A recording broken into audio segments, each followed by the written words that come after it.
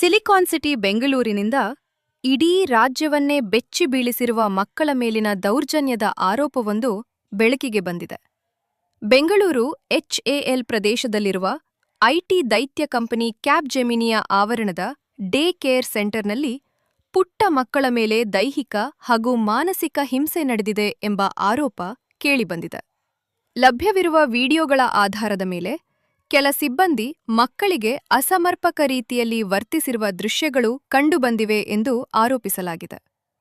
ಇದರಲ್ಲಿ ಮಕ್ಕಳನ್ನು washing machine drum ಒಳಗೆ ಕೂರಿಸುವುದು, ಬಾತ್ರೂಮ್ ಜೆಟ್ಸುವುದು, ಬಾತ್ರೂಮ್ ಜೆಟ್ ಸ್ಪ್ರೇ ಮೂಲಕ ಬಲವಂತವಾಗಿ ನೀರು ಬಿಡುವುದು ಹಾಗೂ ಬಾತ್ರೂಮ್ನಲ್ಲಿ ಕೂಡಿ ಹಾಕುವುದು ಸೇರಿದಂತೆ ಹಲವು ಘಟನೆಗಳು ಸೇರಿವೆ ಎಂದು ಹೇಳಲಾಗಿದೆ.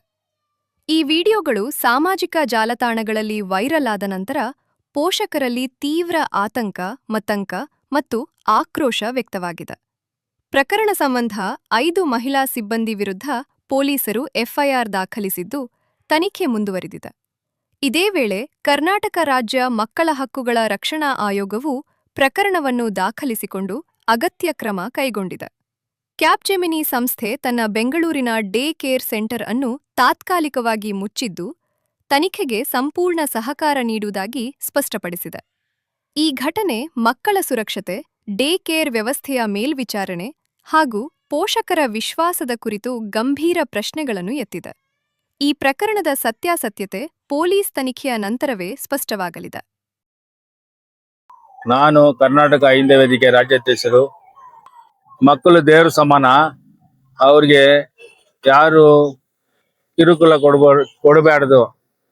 ಆಮೇಲೆ ನಮಗೆ ಈ ವಿಚಾರ ಹೇಗೆ ತಿಳಿತು ಅಂದ್ರೆ, ನಮಗೆ ಅಲ್ಲಿರೋ ಅಂತ ಸಿಬ್ಬಂದಿ ನಮಗೆ ವಿಡಿಯೋ ಮಾಡಿ ಆ ವಿಡಿಯೋನ ನಮಗೆ ಕಳಿಸ್ಕೊಟ್ಟಿದ್ರು. ಅವರು ಯಾವ ತರ ಅವರು ಕಿರುಕುಳ ಕೊಡ್ತಾ ಇದಾರೆ ಅಂದ್ರೆ, ಬಾತ್ರೂಮ್ ಅಲ್ಲಿ ಕೂಡ ಹಾಕ್ಬಿಟ್ಟು ಆ ಮಕ್ಕಳನ್ನ ಕಿರುಕುಳ ಕೊಡೋದು. ಈ ರೀತಿ ಯಾರನ್ನ ಮಾಡ್ಬೋದಾ ಮಕ್ಕಳಿಗೆ? ಇದು ಕ್ಯಾಪ್ಜೆಮಿನಿ ಬೇಬಿ ಕೇರ್ ಸೆಂಟರ್, ಅದು ವೈಟ್ ಫೀಲ್ಡ್ ಬ್ರೂಕ್ ಫೀಲ್ಡ್ ಹತ್ರ ಬರುತ್ತೆ.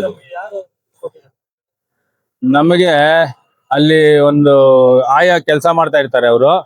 ಅವ್ರು ಬಂದ್ಬಿಟ್ಟು ನಮ್ಗೆ ಏನ್ ಮಾಡಿರ್ತಾರೆ, ವಿಡಿಯೋ ಮಾಡಿರ್ತಾರೆ. ಆಮೇಲೆ ಆಯಾಗೆ ವಿಡಿಯೋ ಮಾಡಿದ್ದು ಅವ್ರು ಗೊತ್ತಾಗ್ಬಿಟ್ಟು ಅವ್ರ ಆ ಅಜ್ಜಿಗೆ ಏನ್ ಮಾಡಿದ್ದಾರೆ ಅಂದ್ರೆ, ಬಾಯಲ್ಲಿ ನಿಮ್ಗೆ ಅದನ್ನೆಲ್ಲ ಡಿಲೀಟ್ ಮಾಡ್ಬೇಕು ಅಂತ ಅವ್ರಿಗೆ ಏನ್ ಮಾಡಿದಾರೆ, ಅವರು ಭಯ ಇಕ್ಸಿದ್ದಾರೆ. ಅವ್ರು ಭಯ ಇಕ್ಸ್ಬಿಟ್ಟು ಅವ್ರು ಏನ್ ಮಾಡಿದ್ರು, ಆ ಭಯಕ್ಕೆ ನಮ್ಗೆ ಬಂದು ಅವ್ರು ಅದನ್ನ ನಮಗ್ ತಿಳಿಸಿದ್ದಾರೆ. ನೋಡ್ಬಿಟ್ಟು ನಾನೇನ್ ಮಾಡಿದೆ, ನಮ್ಮವ್ರನ್ನ ಅಲ್ಲಿ ಪರಿಶೀಲನೆ ಮಾಡಕ್ ಕಳ್ಸಿದ್ದೆ ನಾನು. ಆದ್ರಿಂದ ಅದನ್ನ ಮುಂದಿನ ಕ್ರಮ ನಾವು ತಗೊಳ್ಬೇಕನ್ಬಿಟ್ಟು, ನಾವು ಕಾನೂನು ಪ್ರಕಾರ ಹೋಗ್ಬೇಕಂತ ನಾವು ಹೇಳ್ಬಿಟ್ಟು ನಾವು ಡೈರೆಕ್ಟ್ ಆಗಿ ಮಾರುತಿಯಲ್ಲಿ ಪೊಲೀಸ್ ಠಾಣೆಗೆ ಹೋಗಿದ್ರಿ. ಅಧ್ಯಕ್ಷರು ಡಾಕ್ಟರ್ ಕೆ ಓಂಶಕ್ತಿ ವೇಲ್, ವೇದಿಕೆಯ ರಾಜ್ಯ ಕಾರ್ಮಿಕ ಘಟಕದ ಅಧ್ಯಕ್ಷರಾದಂತ ಮುತ್ತುರಾಜ್ ಮಾಡುವ ನಮಸ್ಕಾರಗಳು.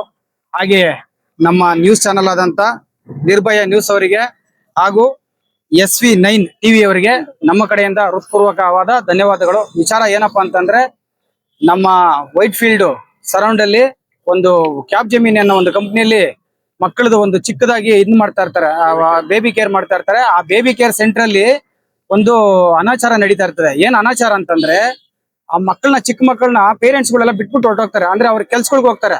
ಇವ್ರಿಗೆ ಲಕ್ಷಾಂತರ ರೂಪಾಯಿ ಕೊಟ್ಬಿಟ್ಟು ಫೀಸ್ ಕೊಟ್ಬಿಟ್ಟು ಮಾಡಿದ್ರೆ, ಇವ್ರು ಒಳಗಡೆ ಏನ್ ಮಾಡ್ತಾರೆ ಅಂತಂದ್ರೆ, ಆಯಮ್ಮಗಳು ಒಳಗಡೆ ಮಕ್ಳು ಕರ್ಕೊಂಡು ಹೋಗ್ತಾರೆ. ಮಕ್ಳು ಕರ್ಕೊಂಡು ಹೋಗಿ ಅಲ್ಲಿ ಯಾವುದೇ ಕಾರಣಕ್ಕೂ ಮಕ್ಕಳನ್ನ ಪ್ರೀತಿಯಿಂದ ನಡೆಸಲ್ಲ. ಆ ಪ್ರೀತಿಯಿಂದ ನಡೆದೇ ಇದ್ದಂತ ಕಾರಣದಲ್ಲಿ ಮಕ್ಕಳುಗಳು ಅಳ್ತವೆ, ಕೆಳಗಡೆ ಬೀಳ್ತವೆ ಅಂತ ಒಂದು ವಿಡಿಯೋ ಕೂಡ ನಮ್ಮಲ್ಲಿ ಬಂದಿದೆ. ಆ ಒಂದು ವಿಡಿಯೋನ ಬಂದ್ಬಿಟ್ಟು ನಾವು ಮಾಧ್ಯಮ ಮಿತ್ರರಿಗೆ ಕೊಡ್ಬೇಕು ಅಂತ ಇಚ್ಛೆಯಿಂದ ಬಂದಿದ್ದೀವಿ. ಹಾಗೆ ಒಂದು ಸ್ಟೇಷನ್ ಅಲ್ಲೂ ಕೂಡ ಕೊಟ್ಟಿದ್ದೀವಿ. ಮತ್ತೆ ನಾವು ನೆಕ್ಸ್ಟ್ BE ಅವರಿಗೆ ಕೊಡ್ಬೇಕು ಅಂತಿದ್ದೀವಿ. ಮತ್ತೆ ಶಾಸಕರಿಗೂ ಕೊಡ್ಬೇಕು ಅನ್ನೋ ಒಂದು ಇದರಿಂದ ಮನವಿ ಮಾಡ್ತಾ ಇದ್ದೀವಿ. ಹಾಗೇನೆ ಕರ್ನಾಟಕ ಸರ್ಕಾರ ಇಂಥ ಒಂದು ಶಾಲೆಗಳನ್ನ, ಏನು ಅನಧಿಕೃತವಾಗಿ ನಡೆಸ್ತಾ ಇರ್ತಕ್ಕಂಥ ಒಂದು ಶಾಲೆಗಳನ್ನ ಮೊದಲು ನೋಡಿ ಅವರ ಲೈಸೆನ್ಸ್ ನ ರದ್ದು ಮಾಡಿ, ಯಾವುದೇ ಕಾರಣಕ್ಕೂ ಮುಂದೊಂದು ಸಾರಿ ಯಾವುದೇ ಮಕ್ಕಳಾಗ್ಲಿ, ನಮ್ಮ ಮಕ್ಕಳಾಗಿರ್ಬೋದು, ಯಾರದೇ ಮಕ್ಕಳಾಗಿರ್ಬೋದು, ಆ ಮಕ್ಕಳಿಗೆ ತೊಂದರೆ ಆಗದಂತೆ ನಿಮ್ಮ ಕಡೆಯಿಂದ ಒಂದು ನ್ಯಾಯವನ್ನು ದೊರಕಿಸ್ಕೊಡ್ಬೇಕು ಅಂತ ಮಾಧ್ಯಮ ಮಿತ್ರರಲ್ಲಿ ಕೇಳ್ಕೊಂತ ಇದ್ದೀನಿ. ಈ ಒಂದು ವಿಚಾರವಾಗಿ ನಾವು ಸ್ಟೇಷನ್ ನಲ್ಲಿ ಮೊನ್ನೆ ಕೂಡ ಕಂಪ್ಲೇಂಟ್ ಕೊಟ್ಟಿದ್ದೀವಿ. ಅದು ಏನಪ್ಪಾ ಅಂತಂದ್ರೆ, ವೈದೇಹಿ ಹಾಸ್ಪಿಟಲ್ ಹಿಂಭಾಗದಲ್ಲಿ ಇರ್ತಕ್ಕಂಥ ಒಂದು ಕ್ಯಾಪ್ಜೆಮಿನಿ ಕಂಪ್ನಿ ಅಂತ ಒಂದಿದೆ. ಅದ್ರ ಒಳಗಡೆ ಬಂದ್ಬಿಟ್ಟು ಮಕ್ಕಳ ಬೇಬಿ ಕೇರ್ ನಡೆಸ್ತಾ ಇದ್ದಾರೆ.